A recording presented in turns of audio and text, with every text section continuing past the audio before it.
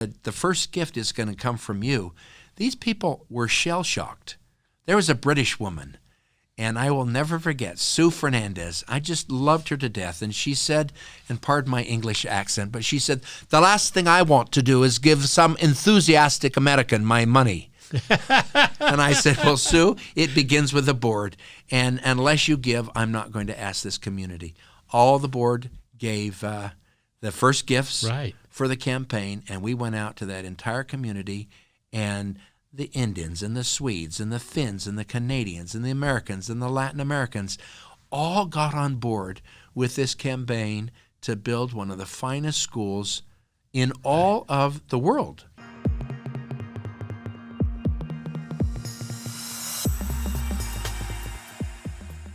Welcome to Live Ready, Beyond, Think and Grow Rich with your host, me, David Ibarra. And today we have a special guest, Michael Nebeker. Michael, welcome to our show. Thank you very much. Now, Michael, we've known each other for a while, and you are an individual that has absolutely made an effect on thousands of lives. And I want to talk about how this all began. And one of the things we do in our show is that Beyond Think and Grow Rich is kind of off of the threads of Dr. Napoleon Hill's Think and Grow Rich, where he interviewed the most successful people in our country and found they did certain principles alike. So I thought to myself, boy, wouldn't that be fun to interview successful people and find the threads that are common in success principles. And I'm sure we're going to identify a few over the next 30 minutes. So, welcome. Tell me about your start. Tell me about you and how you got started. And then we're going to get into a lot of things that Michael does. And we're going to get into them through our conversation. Thank you, David. You know, when I think about what drives me to do what I do, which is taking care of children and alleviate suffering throughout the world, I think back to an experience that I had in Thailand many years ago. I was called to serve a mission for my church in Thailand, and I arrived in country, and I was very excited to be going up to a town up country. And I boarded a train, and in 1974, trains were pigs and chickens and all sorts of interesting people and cargo traveling at a very slow pace up the main line. And the train pulled into Ayutthaya, which is an ancient capital in the Thai kingdom. And we came to a stop, and the windows were open. I was with my companion, and a woman came up outside the carriage, and she was holding a small baby in her arms, and she was begging for food.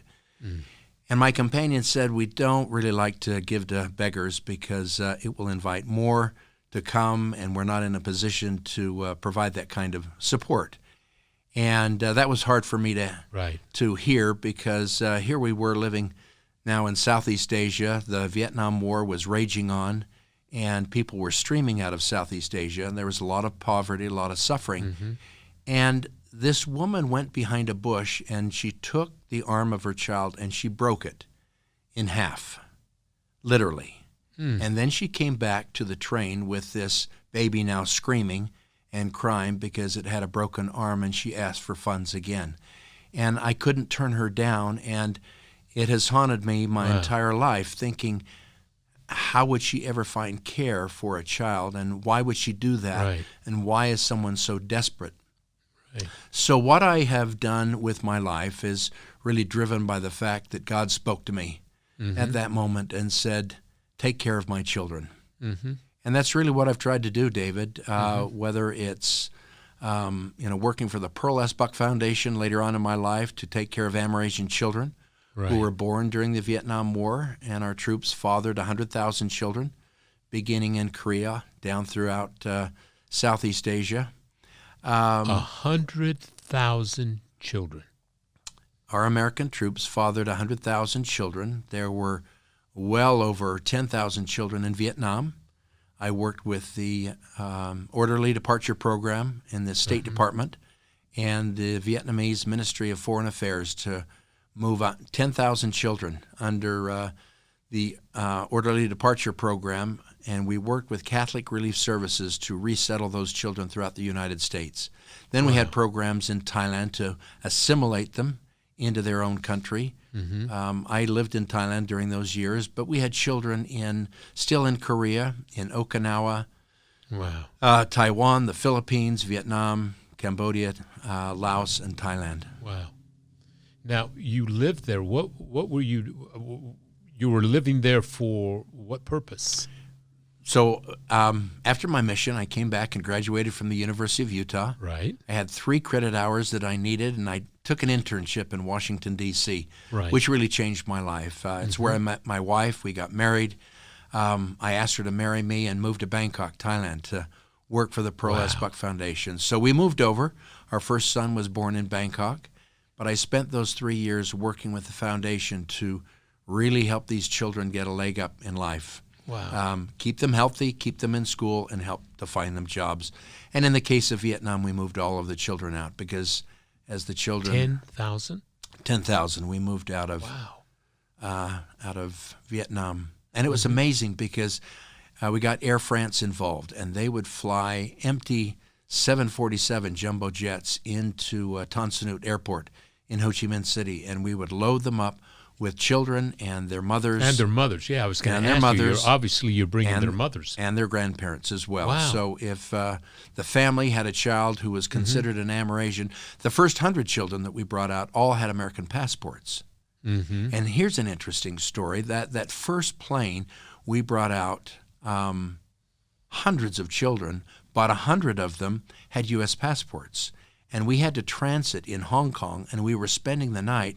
And when we arrived in Hong Kong, they said, we want you all to go and be processed in a refugee processing center downstairs. And I said, well, these are all American citizens. And they said, well, no, they're clearly refugees from Vietnam. I said, no, I will show you they all have passports.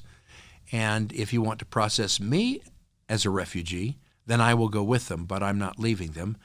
And they said, well, we can't do that. And I told the children to sit on the floor, and we sat there on the floor for 2 hours until they agreed to process So you had your first sit-in. I had my first sit-in in the Kai Tak Hong Kong airport to make a point that these were American citizens. Perfect. And they were returning to their homeland. Well, sometimes and we've learned in our country that protest has oftentimes moved us forward. We forget that peaceful protest has moved us forward. Sounds like you took right from the 60s. We were respectful and we were peaceful, but we did sit on the floor. Good. And caused quite a bit of stir with the Hong Kong immigration authorities.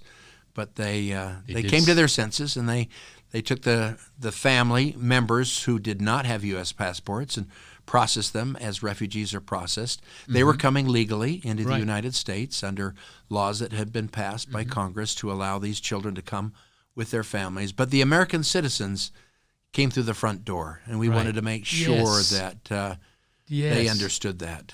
So important. Yeah. So important. Now, you did your internship with whom in Washington, D.C., or what entity in Washington, D.C.? So, interestingly, I graduated from University of Utah needing 3 credit hours, and I found that BYU had a paid internship. So I finished my last 3 hours with BYU, and I worked for the National Association of Arab Americans. And I spent that summer in Washington writing about what the U.S. government was doing in Arab countries that benefited our country and those Arab countries. My first assignment was to go to, I want to say Ministry of Interior, but that's not the case. We don't have a Ministry of Interior. We have the what's our interior? Oh, the Director of Intergovernmental Affairs? So Saudi Arabia was building the Azir Kingdom Park. This was the first national park that was built in Saudi Arabia, and they wanted to model it after our national park system in the United States. So the individual that has the processes what individual states wants inside the United States is the director of intergovernmental affairs. So I was meeting with that agency, understanding what we did, and then interfaced with the people in Saudi Arabia and wrote an article and then that about would be how the Secretary of State. Secretary of State. So both of us, you would internally for what's going on in the United States, but externally was Secretary of State. So I learned about the Azir Kingdom Park that the United States was supporting in Saudi Arabia. There was a bird migratory refuge in Tunisia to care for all the birds that migrate from Europe down through Africa every year. Educational programs in Jordan. It was a fascinating summer. How long so it was just the summer, and then you came back? No, I stayed in Washington. I actually was going to go to the Middle East and study Arabic. And I got a job with AMIDEAST, American Middle East Educational Services. And Orrin Parker, who became a very good friend, had started a program to help Arabs in the United States. And I worked on a program that was set up by President Carter and Anwar Sadat, the Peace Fellowship Program. Right. And we helped all of these Egyptian graduate students get into graduate programs throughout the United States. Well, that's a fascinating time in our country's history at Camp David when the peace accords, I believe, was the President Carter and Sadat was a president. They went back and forth, and it sounds like we really had some good momentum, although obviously it broke apart later, but we had some good momentum at the time. So what was interesting to me at that time was to realize what good relations our country has with Israel, but also the outreach of our country to our Arab neighbors as well. And that was really gratifying. At the end of that time, it's when I proposed to my wife, and we decided to move to Bangkok. So we moved away from the Middle East. We went back to Southeast Asia. And I ended up living 12 years total in Thailand, because after the Pearl S. Buck Foundation... I wish I would have worn my other suit that I had on this morning. For whatever reason, I changed. I bought it in Bangkok. Did you?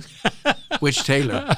I just go down to the district, and it is just, for me, I could spend a week there. Well, this suit was made in Bangkok. Well, I see it's got your name on it. Yeah, that's did mine. Road. Exactly. I love it. So you continued in this endeavor in... So I spent 3 years with the Pearl S. Buck Foundation, and then I went to graduate school. I went to Thunderbird in Glendale, Arizona, and got a master's in international management, and took a job with Burson Marsteller Public Relations, Public Affairs in New York City. Great agency, great people, the top of creativity. We were bought out by Young and Rubicam, so we had a great advertising agency to work with. And they came to me one day and they said, we're opening an office in Bangkok. How would you like to go to Bangkok and help us open up an office? And I about died. I was on cloud nine, and I went home and spoke with my wife and now 3 children and said, would you like to move back to Thailand? So we jumped at that opportunity and moved back to Bangkok and worked with this PR firm and had wonderful clients. And with my ability to speak Thai. What kind of clients would the agency serve? Oh, I worked with Chase Manhattan Bank. I worked with a French pharmaceutical company. So it was public relations, period. It didn't matter what product you were in, what services you do. It's getting working your with message. clients and telling their story, right? And telling it in Thailand, to people who were just really coming into understanding Western businesses. And did you understand the impact of that 2-year mission was going to have on you? I had no idea. Learning the ability to speak. No, learning how to speak Thai was such a blessing in my life, to be able to go and live in a country that I love so much. The people, the food. Have you maintained that? I have. Oh, good. I have. So that continued in my life. So after about 4 years, my wife was on the board of the International School of Bangkok, and she came home and she said, ISB, International School Bangkok, has lost its lease on its property, and we have to move, and we have to build a new school, and we have no money. And the board took a vote tonight, and they would like you to be the development director and raise the money we need for a new school for the expat community. Well, and I said, well, I should probably an easy task. I should probably learn something about fundraising, Right. David. So I flew to Los Angeles and enrolled in a week-long course in running capital campaigns, came back, and with the work of a great staff, the international school, teachers and headmaster and a great expat community, we raised $30 million, and we built an unbelievable school on, it was 40 acres of land for 2,000 kids, all belonging to the expat community. So anyone, not Thai, living in Thailand who wanted a first-rate private education, we got to contribute to this school and built a beautiful campus, and that really set me on the path of fundraising. Finally, we decided it was time to move back to the United States, and we came back to Utah, and I went to work for the Waterford School. The Waterford School is a private school out in Sandy, founded by Nancy and Dusty Houston. An amazing. Now, weren't they with their business that they were? So Dusty founded YCAT, World Institute for Computer Assisted Teaching. Okay, yeah. And he turned to his wife and said, build a school and let's see how we can use computer courseware wisely and well in a school setting. Right. So she builds this remarkable school. It started in Provo, and they moved to Sandy, and now it's a thriving private school with 1,200 students and offers some of the best education you can find in the United States. Yep. I was there. I ran a capital campaign, again with a great staff, and we raised money to build a fine arts facility for the school. And then I got a call from someone in my neighborhood who said, I'm on the board of Operation Smile, and we're interested in your experience in Thailand. We're trying to send missions of plastic surgeons to Thailand to operate on children with cleft lip and cleft palate. And as a missionary, I had seen these children many, many times in the villages that I worked in. And so I started taking long weekends going to Thailand and helped set up a board and helped them set up their first couple of missions. And after about 2 years of volunteering, I left the Waterford School and worked full-time for Operation Smile and the work that they were doing, not only in Thailand, but throughout the world. What a fabulous effort that is. Now, I'm beginning to see the principle that is coming right to the surface that seems to be the one that you have a great deal of command over, and that is faith-based action. You can't raise $30 million unless you have the purpose and know exactly what it's going to look like, as if it's already built. Raising money, going in and starting something, you've got a reputation of being somebody who gets something done. Well, I appreciate that. Thank you very much. I read a book early on by Kent Dove, who was the head of development for Rice University in Houston, Texas. And he said, and this has stuck with me my entire career, that philanthropy allows us to showcase the very best of humankind. And oftentimes, David, we think of fundraising and philanthropy of twisting somebody's arm or hitting somebody up. It is far from that. It's inviting people into an enterprise that blesses our community in ways that we can only fathom. I mean, look at what we have done with philanthropy just in Salt Lake City. Think of the major donors to our arts and our sports and our medicine. I mean, you can't drive on, the University of Utah campus without seeing all the remarkable men and women who have donated the wealth that they acquired to make something greater than themselves. I mean, Gail Miller is, a great example of somebody who has taken the wealth of that family, the Eccles, Huntsmans, and it is exciting to participate in that kind of enterprise. I mean, when I started in Bangkok and I went to the board and I said, the first gift is going to come from you, these people were shell-shocked. There was a British woman, and I will never forget, Sue Fernandez. I just loved her to death. And she said, and pardon my English accent, but she said, the last thing I want to do is give some enthusiastic American my money. And I said, well, Sue, it begins with the board. And unless you give, I'm not going to ask this community. All the board gave the first gifts for the campaign, and we went out to that entire community, and the Indians and the Swedes and the Finns and the Canadians and the Americans and the Latin Americans all got on board with this campaign to build one of the finest schools in all of the world. I mean, you've got this international school community, and businesses know that if they're recruiting the very finest employees to come and work, they've got to have a school for their kids, or absolutely. they'll take a job elsewhere. Yes, absolutely. Imagine if you could have learned the Live Ready lessons as a child. Now imagine your children learning these principles through engaging stories, sing-along songs, themed games, and more, all designed over many years with real educators. With Yes Our Kids Can, this dream becomes a reality. Don't miss this chance to shape your child's path to extraordinary success.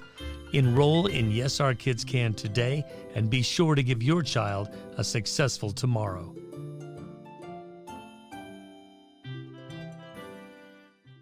Operation Smile. So let's loved Operation Smile. Go deep into that. Yeah, I was there for 16 years. I started their direct response TV campaign, which was really exciting. We took Roma Downey, who was fresh off as Touched by an Angel, to Vung Tau, Vietnam, and filmed an infomercial where she reached through that camera lens and connected with primarily women all throughout the country who stay up late and watch late-night TV, where we bought these TV spots, and we raised hundreds of millions of dollars from that TV campaign called Direct Response TV. And it introduced me to a gentleman by the name of Jerry Moyes. And Jerry is from Plain City, Utah, which is just outside of Ogden, where the trucking industry really got its start. Jerry went to Phoenix, Arizona 60 years ago with one truck and turned it into the largest trucking company in North America, Swift Transportation, which was recently bought out by Knight, so it's now Knight Swift Transportation. Jerry got on board, flew one of his jets to Da Nang, Vietnam, and Phnom Penh, Cambodia, saw the work that we did, and said, I'm in, whatever I can do to help, I'd be happy to help. So he was a very generous donor. And later on, I met with Jerry just at the time when billionaires were signing the Giving Pledge. And about 280 billionaires around the world followed Warren Buffett's invitation to hand over half their wealth before they passed away. And I met with Jerry, and I said, Jerry, you've got to help me, get an introduction to these men and women who have signed this pledge. And he says, I've got a great idea. Let's build a mobile hospital and take it to Mexico and work full-time rather than fly in, fly out. And that way we'll have a permanent hospital where we can fly these donors in to see the work of Operation Smile. So he invested $3 million, and we purchased 3 units from a company in St. Johnsbury, Vermont. And we took them to the Laredo border, where I was facing about a 9-month wait of red tape on the Mexican side to bring those hospitals into Mexico. Well, there was an earthquake in 2017, and over 400 people were killed in that earthquake in Oaxaca, which you're familiar with. Your family's from Oaxaca. That's correct. And I think of you every time I go down there. And I come in this office and I see all this wonderful Oaxacan art on the wall, and it warms my heart. But I called the Minister of Health of Mexico, and I said, I've got 3 brand new mobile surgical units, 53 feet long, 8 feet wide. They expand to 22 feet, so we've got 1,000 square feet. We've got a pre-op, a post-op, and a surgical suite. And we would be willing to lend them to you if you'll help us expedite this paperwork. Well, that ought to be a no-brainer. So in 2 days, we left Laredo. And Transmex, a subsidiary of Swift Transportation, brought those units down to Cuernavaca, which was hard hit by the earthquake. And we set up right in the middle of the street. And the surgical team from the local hospital, the Morelos State Hospital, operated on our hospital for the next 6 months. Wow. And it was amazing what we were able to do. And we won over so many friends. The Mexican people just, couldn't have been nicer in accommodating us. And so the governor of Oaxaca, a neighboring state, caught wind of it, and he called me and said, we would love to have you come and find a permanent home in Oaxaca when you're finished with your earthquake disaster relief. So after we finished in Cuernavaca, we moved to Oaxaca City and have established a top-tier comprehensive cleft care center. Wow. So when I say comprehensive cleft care, we're not just talking about cleft lip and cleft palate. We're talking about cleft lip, cleft palate, dental, orthodontics, nutritional support, psychological counseling, and speech therapy. Because of the change in our mission with the earthquake, we left Operation Smile and created Mobile Surgery International. So we work hand in hand with organizations like Operation Smile, Smile Train, other organizations that provide care for children who are suffering. So today, the name of the nonprofit that you lead is? Mobile Surgery International. Okay. And we've been down there for 7 years. So we just expanded. We've expanded. Now, interestingly, the notion of running a mobile hospital made its way over to the Middle East. And so in this past year, I've taken several trips to Israel and Saudi Arabia and Doha, and we're talking to the Israelis about taking mobile hospitals into Gaza. And we're right in the middle of these discussions with Qatar and Israel and Saudi Arabia and the Palestinian Medical Association about helping the Gazans to rebuild their healthcare system, first using mobile hospitals. Because we don't know where that population is going to shift. And to build a brand new hospital right now is premature. But those people are in desperate need of surgical care. The time it would take, the need is now. It's not correct. 2 years from now when a facility would finally open. It's now. So this has all taken me back to Washington, which is interesting because it's where it really started for me. I'm working with a good friend and colleague, Joe McCloskey, who's in Denver, Colorado, and he's a consultant to One World Surgery, which runs hospitals in Dominican Republic and Honduras. Dr. Hugh West, a good friend of mine, retired orthopedic surgeon, is chief medical officer. We're trying to raise money in Washington. And we're working on a bipartisan, bicameral, private-public partnership and working to secure appropriations funding for what we believe is the right thing to be doing. Well, Michael, I tell you is that if there's ever a time that we need something that we could agree on, it's now.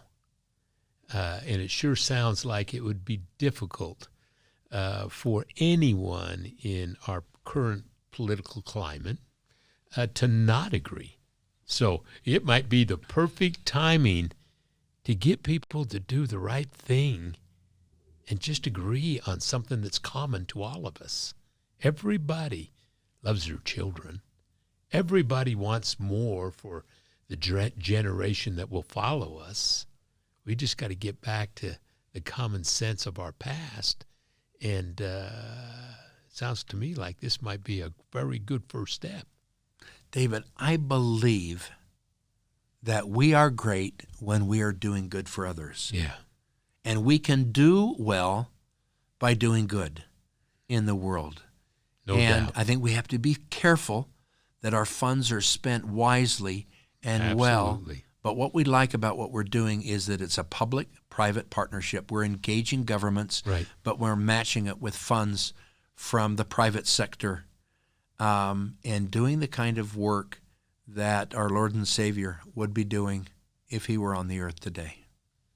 Well, I think that's just about a good place and a great ending paragraph to end our program today. I want to thank you very much, Michael, for coming on. I have this book, Live Ready, Beyond Think and Grow Rich.